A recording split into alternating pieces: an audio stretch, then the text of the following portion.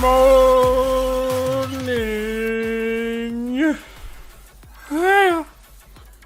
We're here. I'm tad late with this one. To be honest, my honest reason, pure fucking procrastination. Pure fucking procrastination. I should have done this Monday. Monday came, didn't have any new feelings. Everything kind of just, this past week just fucking flew by me, to be honest. I have no reason why procrastination is good. I like procrastination.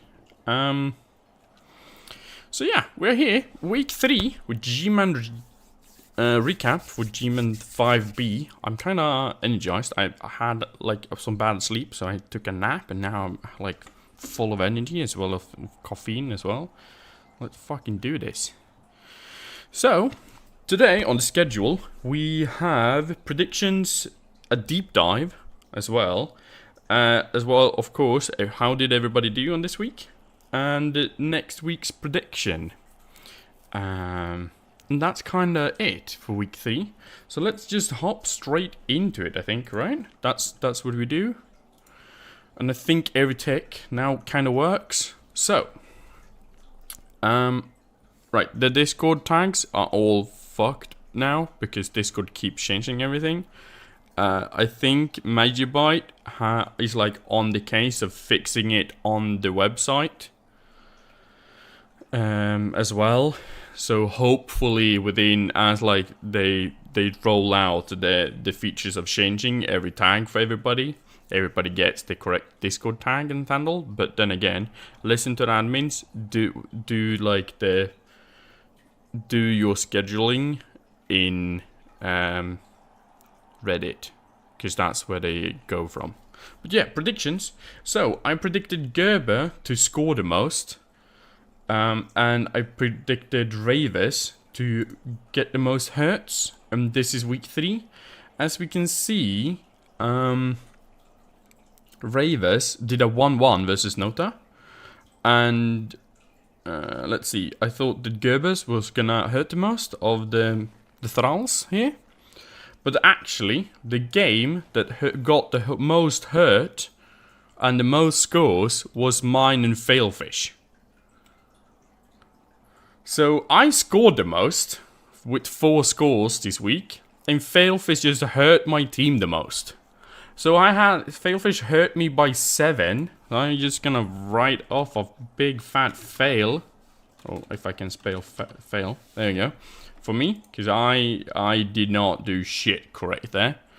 But yeah, that was the prediction for week 3 that have passed. But speaking of Ravers, shall we look a bit into him? Fantastic lad. I just written a little bit with him back and forth about my coming matchup and stuff. And man, I didn't know how many teams he played.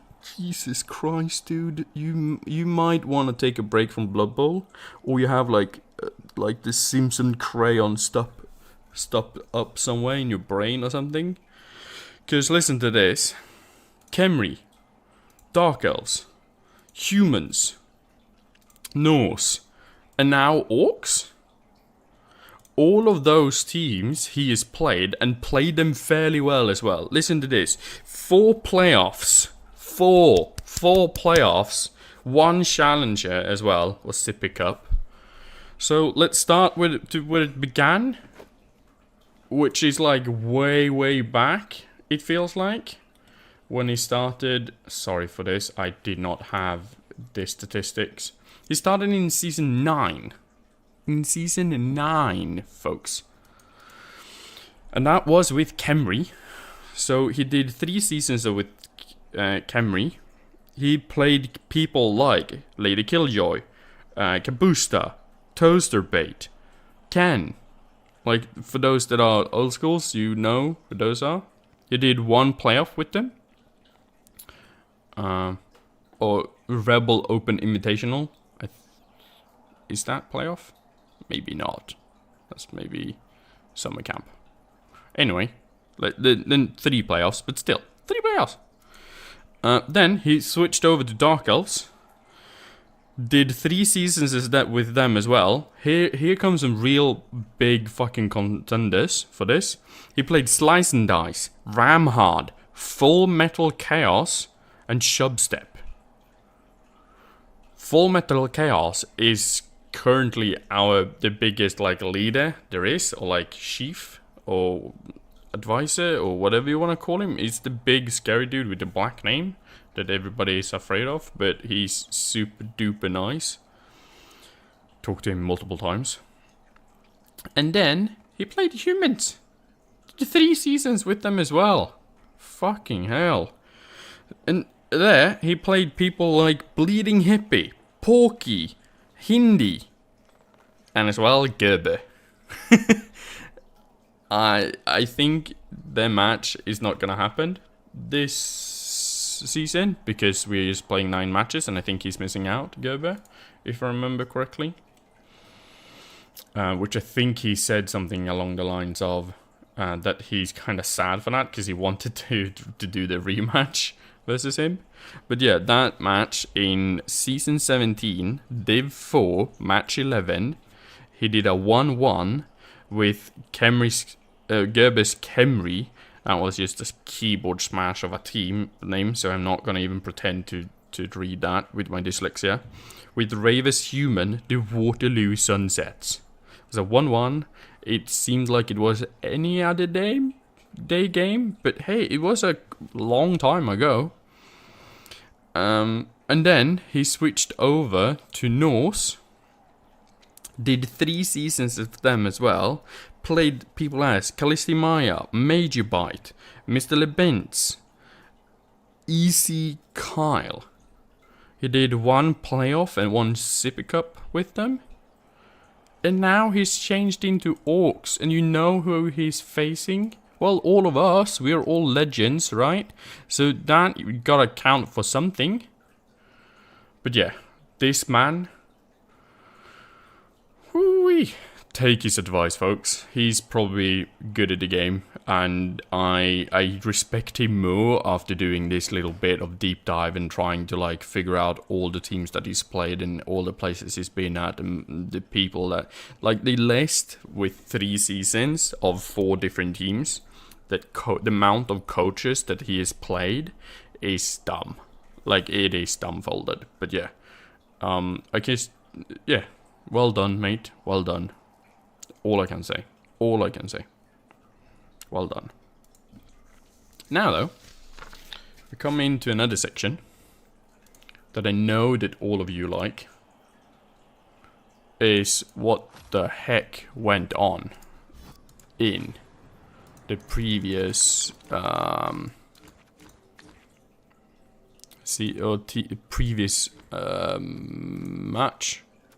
Let's see. So it's only Mad Frog and Kemri Gulpenlaften who has played yet. So we will have to look away from any like cool things. So first off, we have actually Gultelappen versus El Reynote. 13 oven packs, 1 touchdown for the Kemri. Seems like a pretty slow match then. Like the Kemri could probably slow down the match enough, it seems like. Yeah. I wonder if I can read the pickups somewhere. Decent chunk of SPP. Going for it. Pick up 100% for the Kemri, 3 tries, okay. And here we have 1 pickup for the human and even a catch. So a pass was a failed catch. Okay. That might been what decided the game to be a 1-1 then, that failed catch, if I'm just reading into statistics here. But yeah, dice, you see them, they seem like normal dice to me. But yeah. Next up, we have Bilbo the Sailors. This is occasionally complement. Which is Nota versus Ravis. 9 armor bricks, 1 touchdown. 1 touchdown here as well. 12 armor bricks. MP on a Black Orc, that is fantastic for Ravis. That's what he is like wishing for and looking for his team. As well, we have this, which is 37 versus 46. So Nota's probably giving up more blocks than he wanted to in this matchup, but taking out a 1-1 is good enough. Let's see. Dice.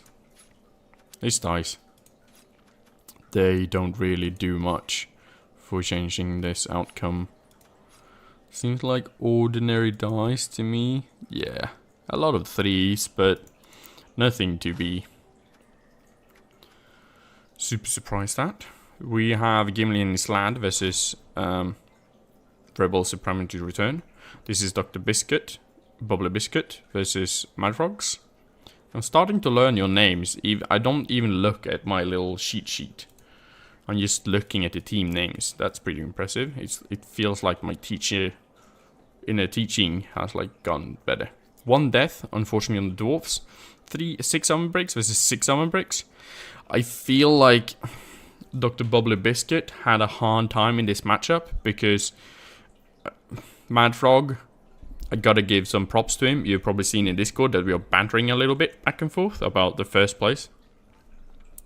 It seems like he has been on a major run.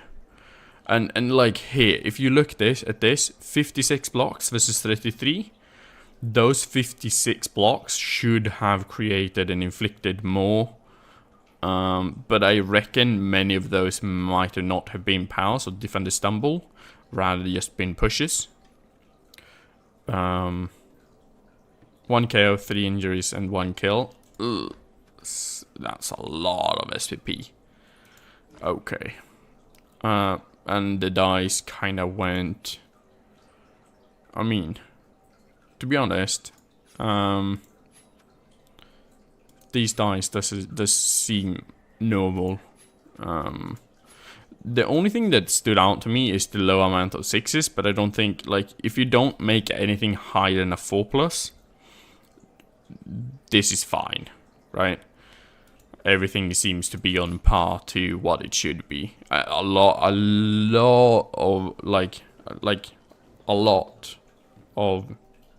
less ones than you normally would see in a game for the dwarves, which is good.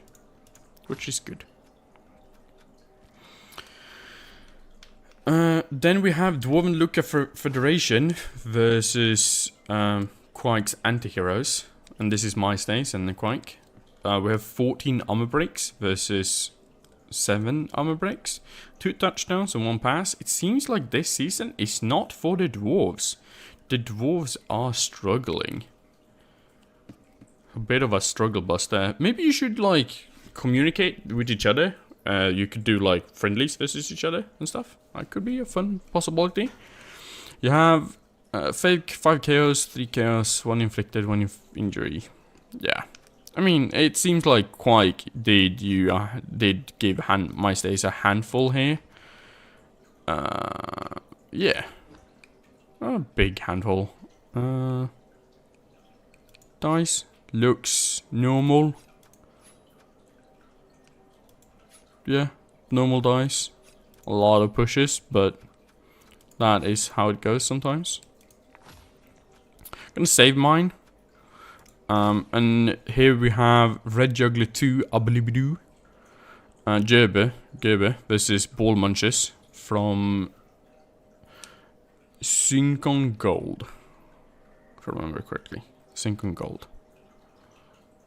13 armor breaks versus 17 armor breaks. That's a nice MVP on the Vampire and a nice MVP as well for the Blitzer. Hate to see this, but that's just the reality I live in. 1 pass for the Vampires. Really good pass, I imagine. 39 blocks versus 36. The injuries here kinda same. SVP. Good chunk of SVP for the humans. Same for... Is Billy Bob a vampire? I doubt it is. But 9 for the 1 vampire definitely confirms a level up at least for him. Yeah. Oh, that's a lot of sixes. And a lot of dice in general. Holy, okay. That's a lot of dice going everywhere. But yeah. And now we have my game versus Failfish. I successfully did 4-1. It was a very, very weird game. This gutter runner definitely deserved the MVP after that game. But 7 armor breaks, I took 1 death unfortunately, versus 11 armor breaks. 1 pass for him, 1 touchdown for him. I think he threw the goblin into score. And I had 3 passes and 4 touchdowns. I thought that this match was gonna go a lot worse than it did. But I successfully did what I kinda wanted to do, which is like gain so much SPP. Which actually Failfish did as well. However, on the dice side here for Failfish, he did pretty normal goblin dice, it feels like. Nothing too spectacular or like dumb. Just a lot of dice in general, right? And then we have my team. I feel like I had an abnormality of like a lot of push dice, which definitely showcases. But what is so dumb, and I think this is why I got the 4 scores. Look at that number 6. It is 56s. Like, I don't care what anybody says, but I feel like that is a dumb stat to have. Like 49 watt force is kind of also dumb, because that just enables a lot of things to begin with. But 56s? When I have like 27, 20, 25, 32, 34, that is a lot of percentages to do different things. That just automatically succeeds. But yeah, that is the kind of like last week, how it went. If you're wondering how the teams are looking, we are gonna do or I'm planning to do, on week 5, when we meet like the halftime week halftime. I'm planning on doing a review of everybody's team and how the progression have gone. As well as like I will look at your previous like things that have died and things as well for the season. So yeah, that is it. Now we are gonna do a small bit as well of predictions. So I'm just gonna look here, and unfortunately I won't use this. Like, yeah, I'm late, I know, blah blah blah. Most scores.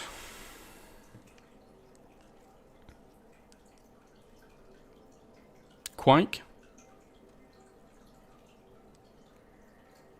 Yeah, I feel like Quake can do quite a good score here. Scoring versus Nota's humans. And as for most damage, done to another team. I actually think that Dr. Bubbly Biscuit can do some damage to Failfish's goblins. I actually believe that. I believe your tackle can actually do some damage there for the goblins, as well as like you have such a low TV, so the goblins don't get too much inducement out of you, and like loner longbeards are just fine. They do really well because they have lock tackle and thick skull still. But yeah, that is kind of the whole recap. I sincerely hope that this recording works and everything succeeds. And I will definitely post about it in both the Discord, the div and as well as in the recap channel. Don't forget to like the video. Just pushes my stuff out a little bit. Not that I'm not like posting anything major, but it's always fun to see numbers go higher. But yeah, I will see you around, guys. Ta-da!